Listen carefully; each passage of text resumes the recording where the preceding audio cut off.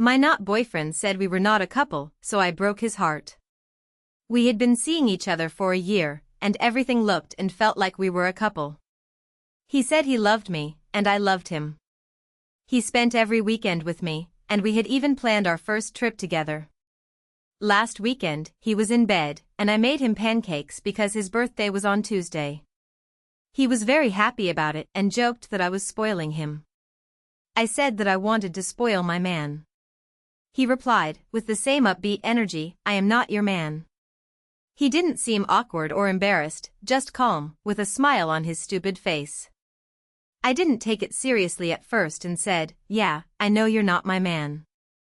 But he grew more serious and said, "No, really. I am not your boyfriend." I felt sick, but I tried to stay calm and asked what we were. He said, "I don't know." Great FWB. I didn't say anything after that, and he ate his pancakes in silence. Later, he asked if we were going to do anything. I told him I was planning on cleaning and doing some paperwork. He left after an hour. I ran to the bathroom and was sick, crying for a solid 2 hours. I couldn't keep anything in my stomach for the rest of the day. He texted that evening, thanking me for the breakfast in bed and saying he thought I was amazing, but I didn't answer. He called a few times. I didn't pick up. Around 10 p.m., he rang my doorbell. I opened the door just a crack, pretending I was sick with the flu and was going to bed. He offered to stay the night in case I needed help, but I said no. I didn't answer him on Sunday or Monday, and I didn't wish him a happy birthday on Tuesday either. I just kept my texts short, feigning sickness. He never brought up what he had said. Not once. Then yesterday, he wrote that he missed me, that he hadn't gone this long without talking to me since we met, and that he was going mad. He asked if we could at least have dinner. I said I was very busy. He asked, "Don't you miss me?" I replied that I was very tired because I had been out all night with a guy the night before. When I sent that last message, saying I was exhausted because I had spent the night with another guy, my heart was racing. I was trembling, not from guilt, because I hadn't done anything with anyone, but from anger at being made a fool. For the first time since that unbearable breakfast conversation, I felt like I had regained some control. It didn't even take 5 minutes. He saw it, typed, stopped, typed again, disappeared, came back. Anxiety took over my chest, but I didn't let it show. I put my phone aside and went to take a shower as if all of that wasn't corroding every part of my pride. When I came back, there was a response. Short. Seriously? I read it and ignored it. The game was mine now. 2 hours later, another message. You can do whatever you want. Just don't complain later. I smiled. He thought he was threatening me, but I knew that tone. It was jealousy disguised as arrogance. He always thought he was clever, irresistible, the prize. He was so convinced that no matter what he did, I would continue to be the woman who makes pancakes and settles for crumbs of affection. But not this time. At night, around 10:30, when the street was already silent and I was lying down with my face buried in the pillow, I heard the doorbell. My heart raced. I knew it was him. No one else would show up like that, unannounced, at that hour. I let it ring. Then a light knock on the door, and another one. I got up slowly, without making a noise, as if I were a thief in my own house. I peeked through the side window. It was him, leaning against the wall, arms crossed, with that corner of the mouth smile, as if he were doing me a favor by being there. Pure arrogance. I didn't open the door. He grabbed his phone. It vibrated. Open up. I just want to talk. You know this tantrum of yours won't last. Tantrum. He thought I was having a tantrum. I replied, "You said you weren't my boyfriend." "I'm just enjoying my freedom." The response came in seconds. "Freedom you never wanted. You'll get tired of this little theater quickly. Call me when it passes." I read that and laughed out loud. A dry, almost nervous laugh. He still believed I would run after him, that I would beg, that he was the prize.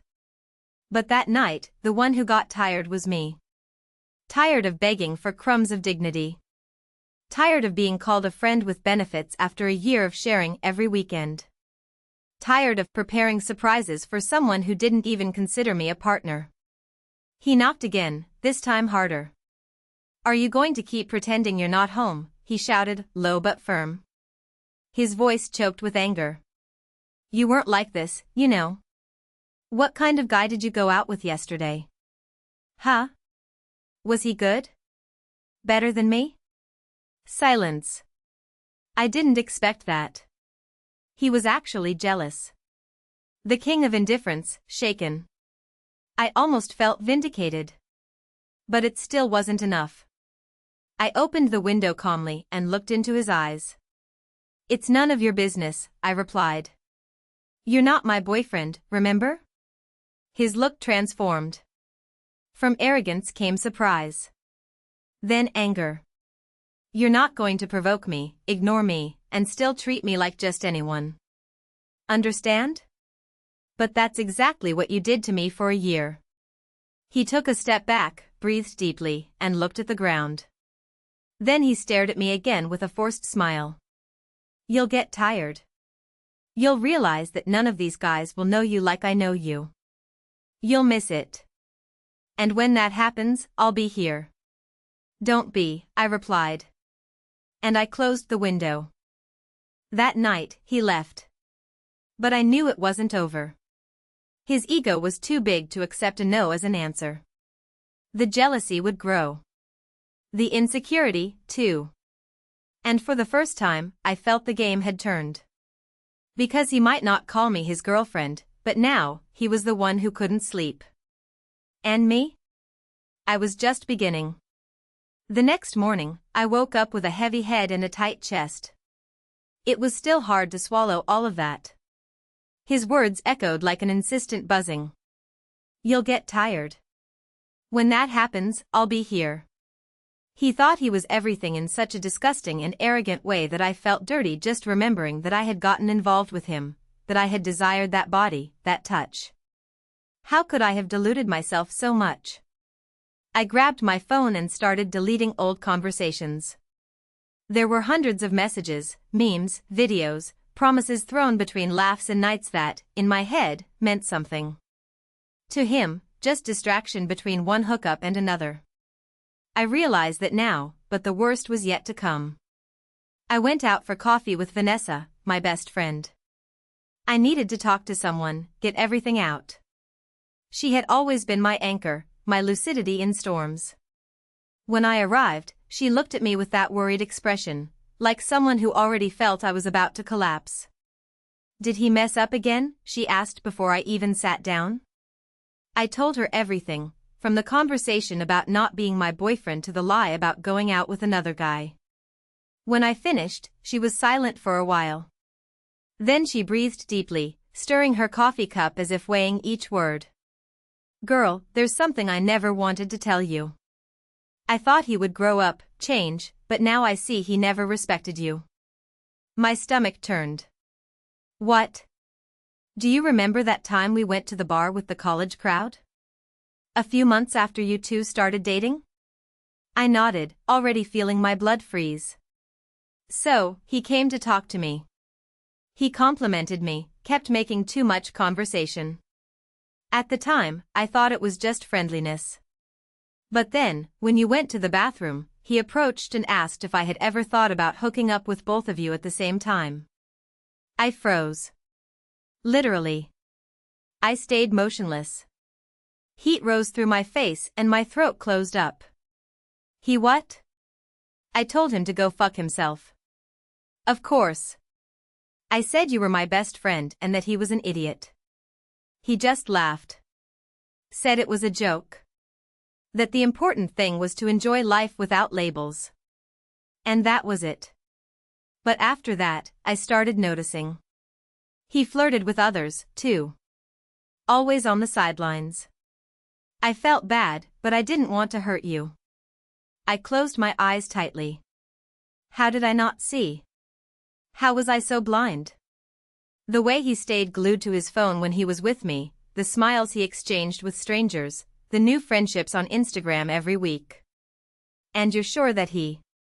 I started to ask, but the answer came before I even finished. Yes. He's already gone out with at least 2 girls from our class. One of them told me he said he had no commitment to anyone, that it was just fun. This while he was with you every weekend. A mixture of disgust, disappointment, and humiliation took over me.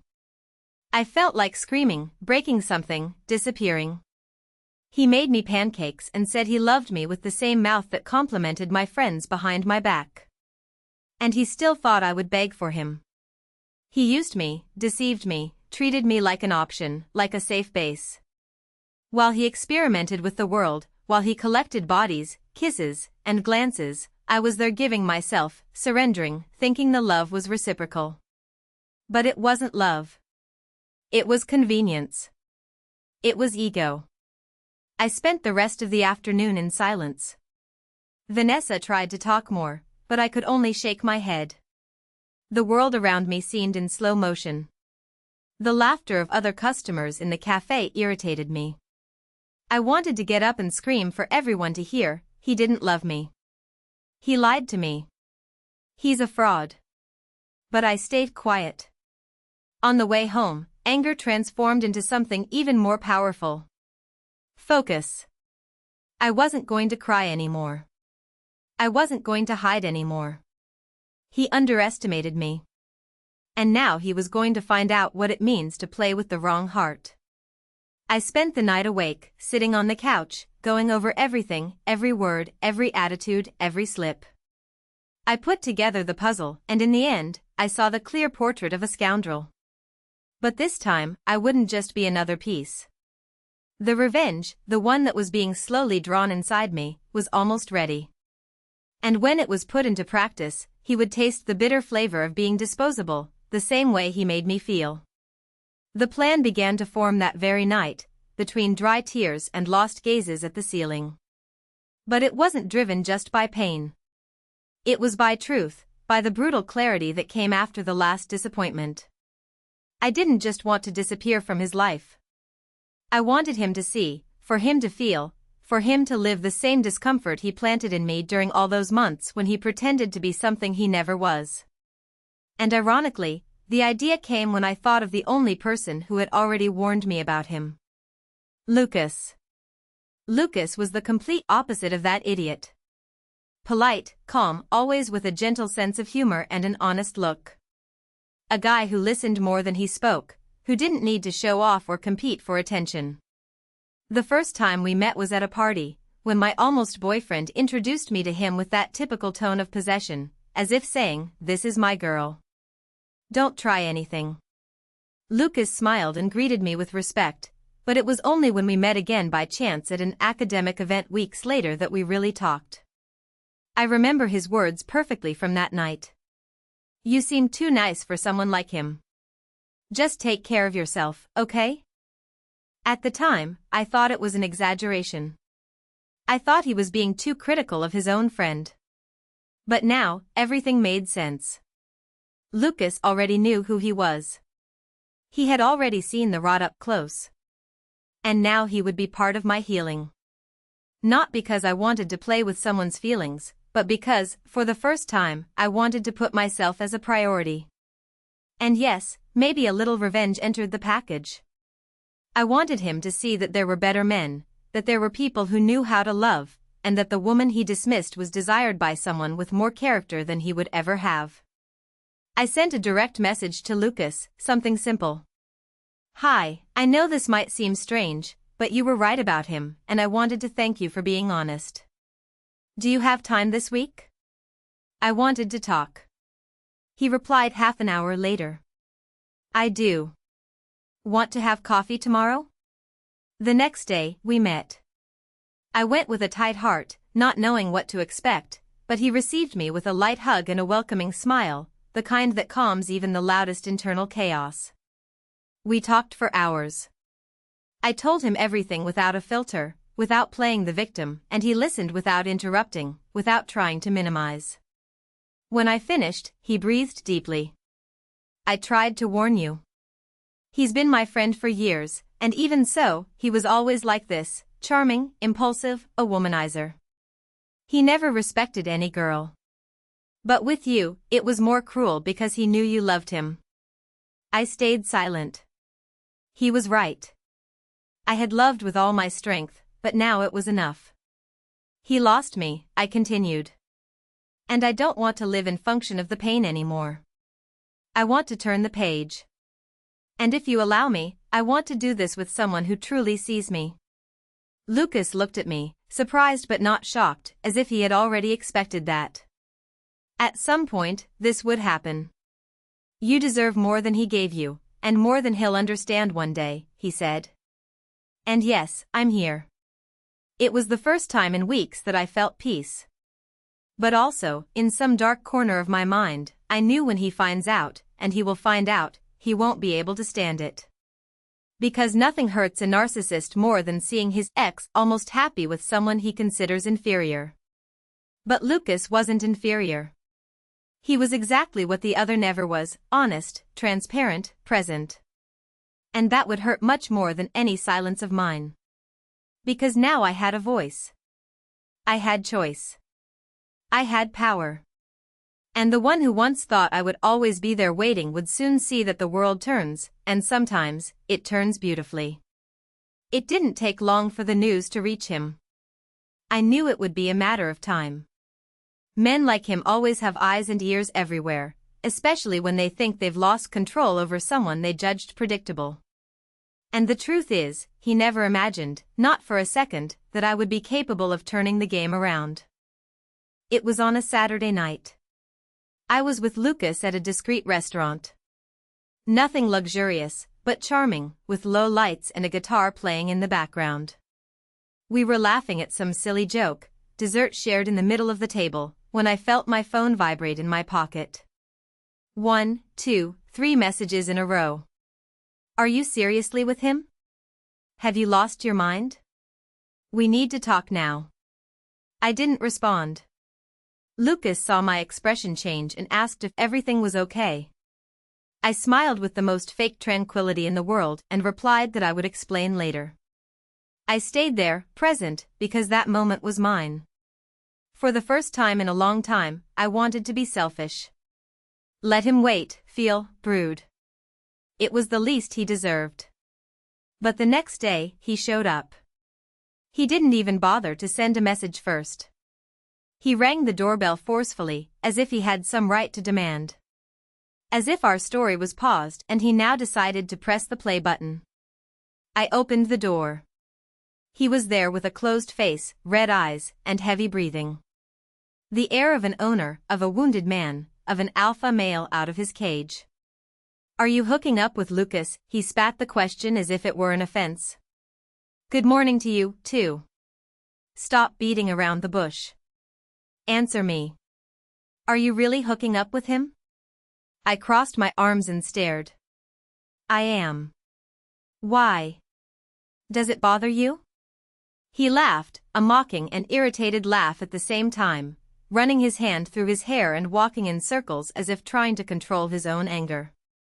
You're unbelievable. With my best friend. Seriously? That's low even for you. Low? I repeated, feeling anger rise like a high tide. You're talking about low now, after everything you did? It's not the same thing. I never hooked up with any of your friends. But you tried, didn't you? I shot back coldly. He froze. His eyes widened for a second, then looked away, as if searching for a quick escape from his own guilt. What are you talking about? About Vanessa. You thought she would never tell me about that night at the bar? You said you wanted to hook up with both of us at the same time. Remember now? He fell silent. A silence that screamed louder than any justification. That was a joke, he said finally. You know I talk shit sometimes. I would never really do that. It wasn't a joke to me, or to her. And even if it was, what kind of joke is that? Coming from someone who said he loved me. I love you. Damn it. That's why I'm here. Because I love you, and you're throwing this away because of an idiot who shouldn't even be in our circle. Funny. Now you use the word love. But when I made pancakes for your birthday, you said you weren't my boyfriend. That we were just friends with benefits. Remember? That wasn't a joke. You were clear, cold, convinced. I was confused. I didn't know what I felt. No, you knew. You just didn't want to give up the others. And now that you see me happy with someone who surpasses you in everything, you come here demanding morals. He huffed. He was disarmed, but still trying to seem offended. His eyes were full, as if they wanted to cry, but pride held it back. Because deep down, he didn't feel love. He felt possession, and losing it was the real trigger. He's only with you to provoke me, he said, in a last gasp of vanity. No. He's with me because he wanted to. Because he respects me. Because he listens to me. Because he values me. Something you never did. He looked at me as if he were seeing a stranger, as if, for the first time, he understood that I was no longer the woman who made pancakes, smiled, and waited for a crumb of affection.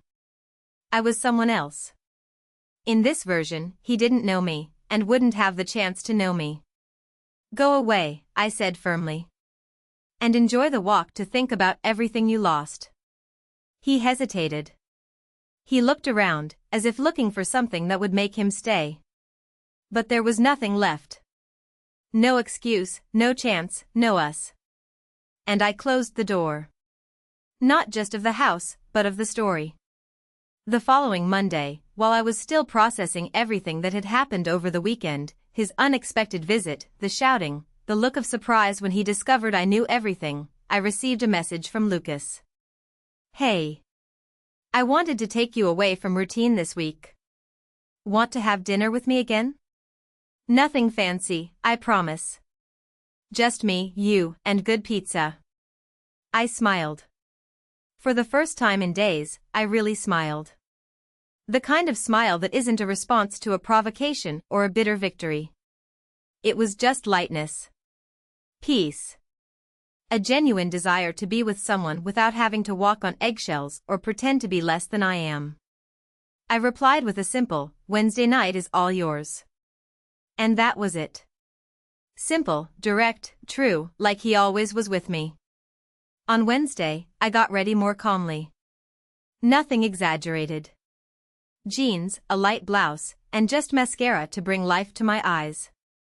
It wasn't about impressing.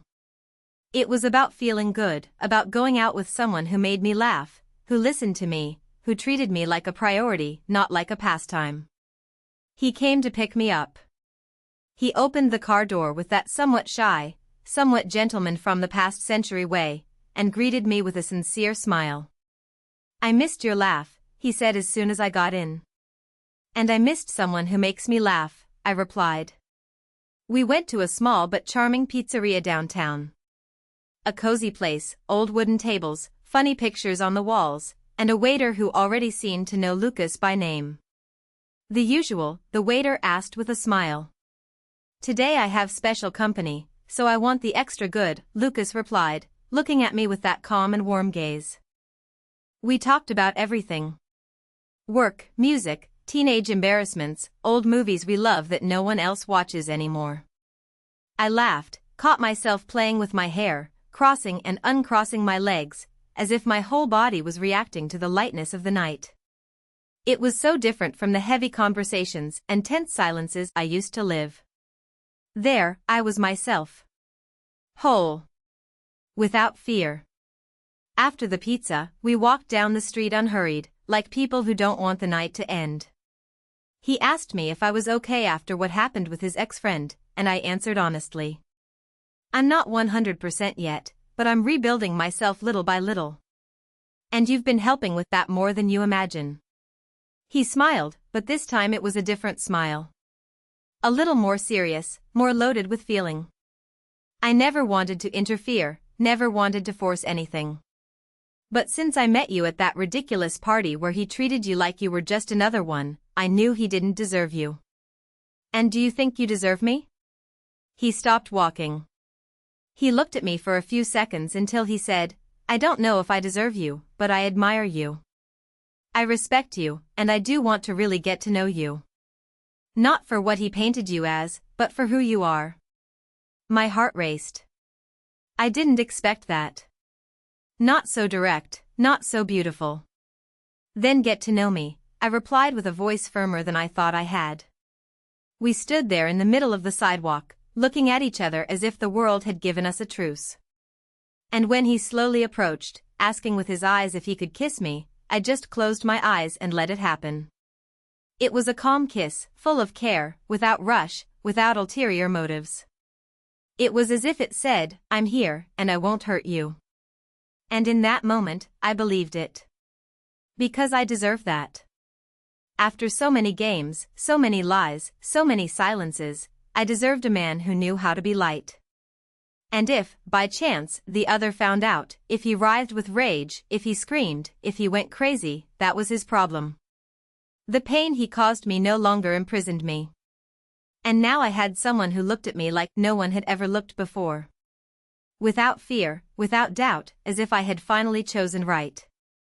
A few weeks after that kiss with Lucas, my life seemed to have found a new axis.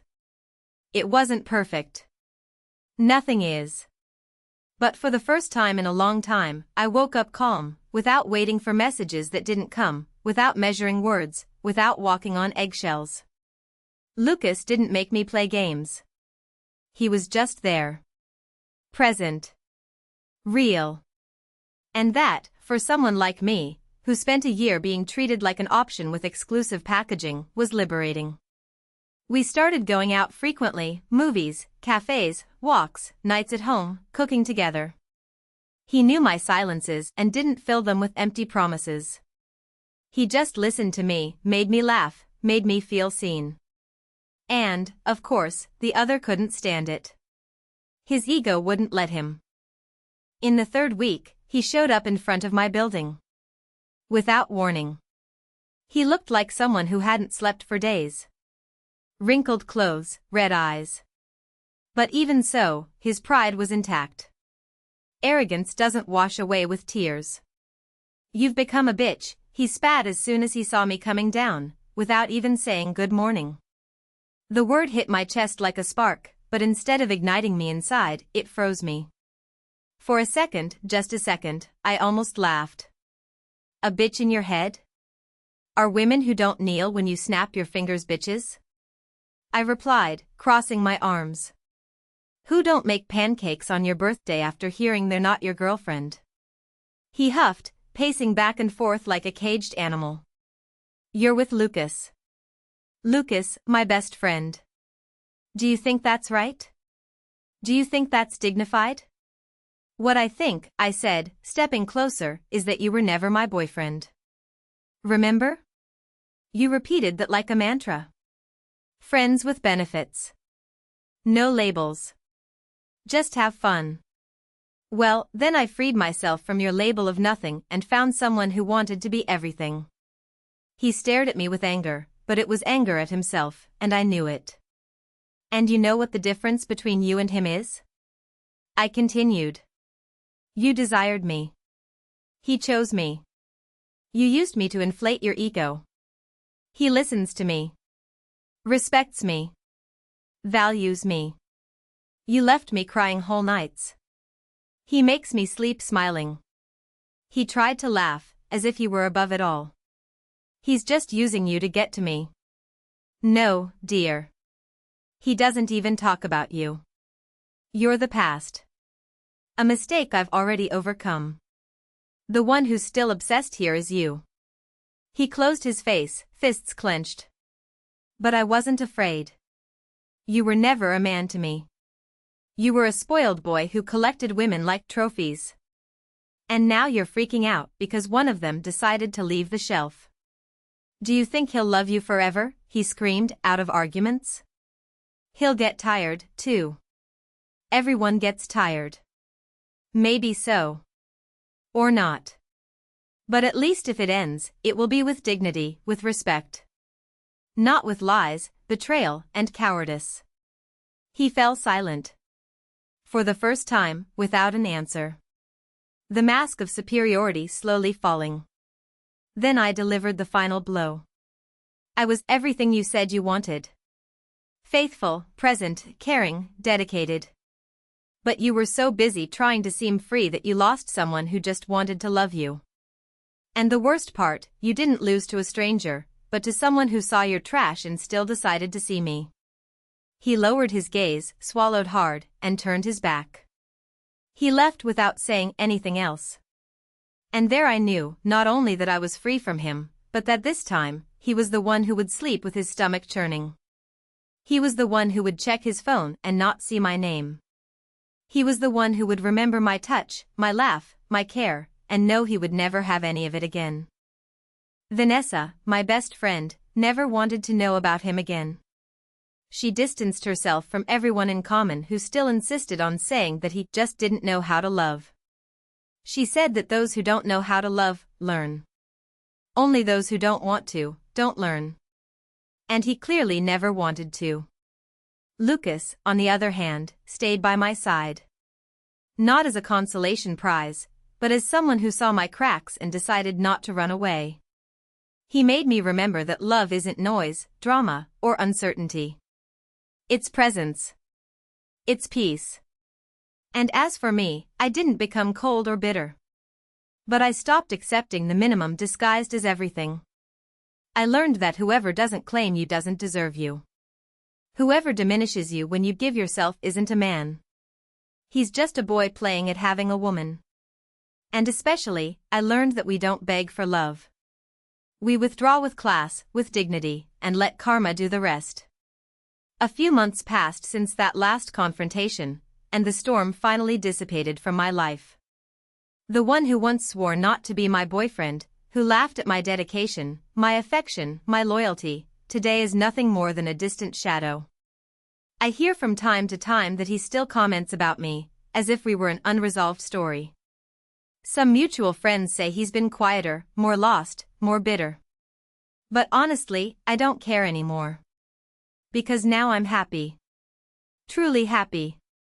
Lucas and I made our relationship official in a light way, without pressure, without social media making a fuss. It was on a common late afternoon, after coffee and a walk in the park. He held my hand, looked into my eyes, and said, "I know you came from a place where love was doubt, but with me, I want it to be certainty. If you're still ready to love, I'm here. Not as a prize, but as someone who wants to build something with you." I said yes. And I never regretted it. Today, our days are calm, full of laughter, long conversations, and lingering kisses. He makes me pancakes, and I make sure to remember how good it is to have someone who isn't afraid to say I love you and prove it every day without needing to play games. The pain of the past still exists. But now it's just a scar. It doesn't hurt anymore. It just serves to remind me how much I've grown, how much I deserve, how much I accepted crumbs for so long without knowing there was a feast waiting for me at the right table, next to the right person. Lucas was never a trophy of my revenge. He was the unexpected cure. The beautiful detail after so much mess. The soft light after so much darkness. And me? I'm the one he didn't want to claim. The one he said wasn't his girlfriend. The one he thought would beg for crumbs of attention. Today, I'm the official girlfriend of his best friend. The one who walks hand in hand down the street without needing to hide. The one who is introduced with pride, not as a friend, but as the woman he chose. And if there's one thing I learned from all this, it's that whoever doesn't claim you doesn't deserve you. Whoever underestimates you loses you. And whoever knows what they have in their hands takes care of it, loves it, stays.